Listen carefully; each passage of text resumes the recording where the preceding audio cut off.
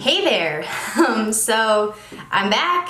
I know I was gone. My last video kind of explained what's been going through my mind. I'm still working on this, so just bear with me on how I find my footing on here. But today is going to be my video that I've been talking about for a while. It's going to be more of a update on my health and fitness journey. I figure because fitness has pretty much taken over my life, that's probably a good thing to start with, to talk to you guys about and share, my life in terms of fitness and how it's going. So I thought I would share with you guys kind of like I'll kind of walk you through like a daily routine for me and things that I've been working on that have helped me this far. So if you guys are interested in this, please give that video a like with a thumbs up down below. Also, if you are new to this channel, hi, my name is Kristen. If you would like to subscribe to this channel, I do videos about fitness and health, lifestyle, beauty, and Disney. So if you guys like any of those things, please hit that subscribe button down below and join my family here on YouTube. So while this video may not be super exciting, I feel like it is a good place to start, seeing that my life has been taken over by my health and fitness journey. Not necessarily in a bad way, but it's definitely created a daily routine for me, which is one of the reasons I haven't been filming as much, because while you would think that being in quarantine and becoming a working from home employee, I would have more time to film, I actually fill in a lot of those gaps with my fitness routine that is very, I wouldn't say like very, robust, but it definitely takes its time throughout my day, and it's periodic and sporadic throughout my day. So there's no like one time where I'll do it and it gets done. So I'm just gonna let you guys know that's probably why I'm thinking I'm gonna start doing more like fitness content, because I have an idea and I want to share it with you guys, and let me know if you guys are interested. But I kind of want to normalize weight loss and a weight loss journey. By this, I mean everybody on Instagram, you see those before and afters where you're like, wow, they did this in 8 months, they did this in a year, and you think that that is the normal transformation. But in reality, you don't see the stories of people struggling. You don't see the stories of people who their weight may not change because their body is going through a ton of different changes physically and internally that you cannot see or see on a scale. So I'm thinking about kind of starting to do a little bit of a series about normalizing weight loss, so you guys can also see my struggles that I deal with on a daily basis, and to kind of help you guys know, if you are in my situation, that you're not alone. I also do have a Instagram for fitness that I'm thinking I'm going to start posting more about this idea of normalizing weight loss, and it's BeautyZ Get Fit. So you can follow me on Instagram and you can maybe see some additional content if you guys are interested in this topic. So as you can see, I haven't been really wearing makeup very much. I have gotten super tan this summer, probably the tannest I've been in quite a few years. I've had a lot of time in the sun since working at home. I have also gone on little like road trips on to like more of like a private beach area, so it's been really nice to kind of relax by the lake and just still get some sun, some vitamin D.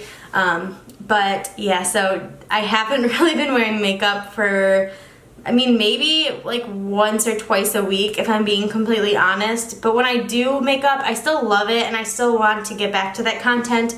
But as of right now, it's just not my highest priority on a daily basis. So the first thing I want to start talking about is kind of a day in the life. So for me, I wake up between 6 and 7 every day. I know that may not seem early to some, it may seem super early to others, but for me, that's just my normal work hour morning sort of wake up time to get kind of situated and ready for the day. I started to implement some meditation in the morning. So when I first wake up, I'll drink 24 to 32 ounces of water, and I try to take my time, really relax, don't turn on the TV right away, don't look at my phone right away, but kind of like sit, spend some time with my dogs in the morning, and just kind of take in my day. Think about what I'm going to be doing and also just trying to be mindful of how my body feels and kind of take that into account as well. Once I'm done drinking my water, I also ingest caffeine. Now, you can get caffeine through coffee. I am not a big coffee drinker, but there are other ways through teas, through other drinks that are out there that you can take and get caffeine. My caffeine consumption is recommended to me by my personal trainer because it's supposed to kind of kickstart your metabolism in the morning when you are going to do what I'm about to tell you next, which is my stretching and my morning walk. Now with my stretching, I start to listen to 420 hertz frequency. I found out about this on TikTok where you can listen to this. This is a good frequency to listen to just kind of boost your mood, and kind of give yourself some self-affirmations, saying good things about yourself, getting you in a good mindset.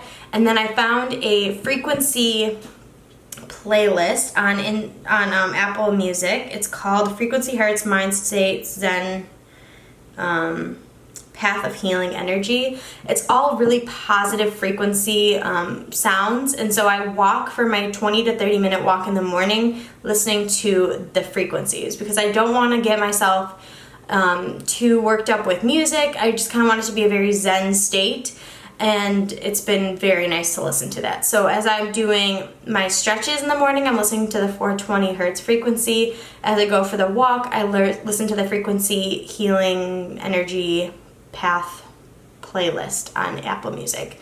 And so far, those have been a really good combination to get me up and moving in the morning, to make me feel more like myself, and also make me feel very calm because my anxiety takes over my life a good portion of the time. So it really does help kind of just get me in the correct mind state. After my walk, I do a little bit of work in the morning, and then I break my fast at 10 a.m. So when I break my fast, it's important that I have a very protein, high carb, nutritious meal, super nutritious. I'm not eating really anything outside of nutritious food right now, and I'll get into that a little bit later.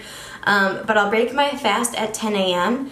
and then I'll have like another snack between like 12 and 1, and then I'll eat lunch between like 2 to 3:30, and then I eat dinner at like 5:30, and I finish my intermittent period at 6, so my hours are 10 to 6. It's an 8-hour span, and then I'm done eating for the day.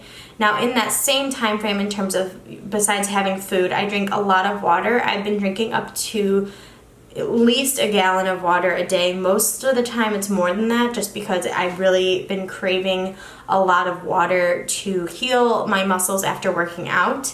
And what I do for my workouts is it's every other day.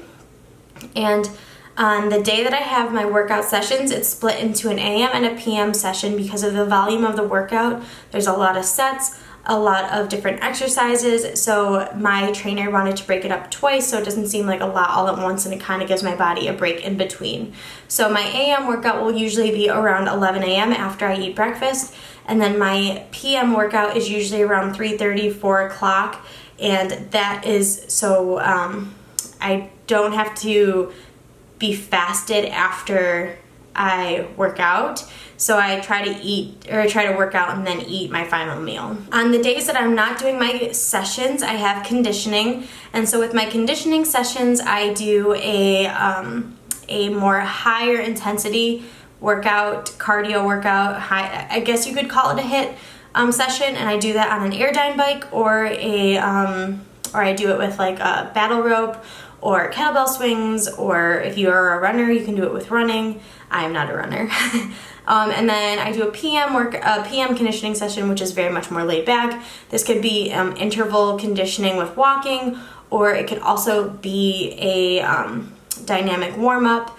And usually it's just kind of to get your blood flow moving, get your body moving, and you don't have to burn a ton of calories, but it's just to kind of make sure your body is working and burning calories later in the day. After every single meal I consume, I have to go for a 10 to 20 minute walk, depending on what time of day it is, if I'm in the mood. Sometimes I'll take the dogs for the walk, and it kind of helps just get your digestive system to work after you eat, so it's just really beneficial for your stomach when you do that. So that is like my daily routine. I try to go to sleep between 10 and 11, so I try to get 8 hours of sleep. Sometimes it's between 7 and 8 hours. Sometimes it's more on the weekends, but I really try to focus my time frame for sleeping around that 8-hour mark. Once I am done with my regular routine, so this can change on the weekends when I have 2 days of a higher carb refeed period. This is usually a Saturday or a Sunday for me, where I'll have an additional, I think I'm allowed to have an additional 100 grams of carb, and with that I really focus on just adding more fruits and vegetables into my diet. So now I want to get into the diet portion really quickly, and I can do an entire separate video on exactly what I eat in a day if you guys are interested, but I do want to quickly go over some stuff that I'm going through with my body, as this is an update video.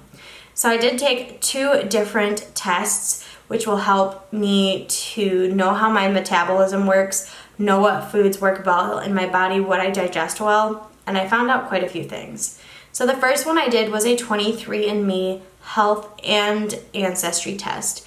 With those, you can extract the raw data and put it into this place called GenoPalette for an additional $45. This will give you your gut health history based off your ancestry and your health history that you get from the 23andMe results. So that gives you things just based on your ancestry, based on your genetics that are good for your body. The second test that I have taken is called Viome, and these are very expensive tests, so I'm not saying you have to go get them, but these are things that I have recently invested in because I believe that they are good and will help me in the right direction. With Viome, it is another test for your gut health, and this one will tell you exactly what foods your stomach responds well to, what foods you should avoid, what foods are your superfoods, and so on. So it gives you a really good breakdown of what foods work best in your body. And with this, my personal trainer and myself are working on seeing the overlap. What I learned from the gut health one from Viome is that my metabolism is pretty rough, which I already kind of knew because I've always struggled with my metabolism, but I've never had any blood tests come back in a way that would show that something is wrong with me. So I've just always known that I've had a slower metabolism, and this Viome test just kind of gave me the same answer. But with that, it told me that the foods that I have been consuming, some of my favorite foods, are actually the worst for my body. So I'm not supposed to have broccoli, and I love broccoli. So broccoli is one of the foods that I have to avoid. There's also certain nuts I have to avoid. I think cashews is one of them. But there's an entire list that's very important for me to avoid because my body does not digest them well. Another thing I learned from the Viome test is that my body is apparently sensitive to gluten. This does not mean I'm gluten intolerant. This does not mean that I have celiac. This does not mean I have any actual medical diagnosis of some kind of gluten sensitivity. This is just based off of this test. And it's just kind of brought to my attention that it's probably best if I don't consume gluten on a regular basis. So I just received these results last week, and I thought I would start to put them into play this week. So any carbs that I get are strictly from fruits and vegetables that were recommended or good for my body based off my test results. So I just wanted to quickly mention that because we will learn more to see how my body reacts, and I can do an update on that with the testing results in another video. So let me know if you guys are interested in that. But that is something else that's very crucial, is knowing your body, knowing what works for your body, and knowing how your body digests food, and if you have a good gut health or a bad gut health. Now, I know I gave a lot of different information in this video. I know that it's a lot to take in, but I really wanted to talk to you guys about my health and fitness update. But if you guys have any questions, of course, just please leave them in a comment down below. I would love to talk to you guys, seeing that it's been so long. And I'm sorry if you guys have commented on my videos recently and I haven't responded. I know I've been slacking, so I will definitely review those comments and I will get back to you guys, I promise. But now I'm going to kind of chill out for the rest of the night. I just did my last evening after meal walk, and I'm ready to just kind of spend some time with my fiance and my dogs and relax for the rest of the night. So please subscribe if you haven't already. If you liked this video, please give it a thumbs up. I love you guys so much, and I'll talk to you in my next one. Bye, guys.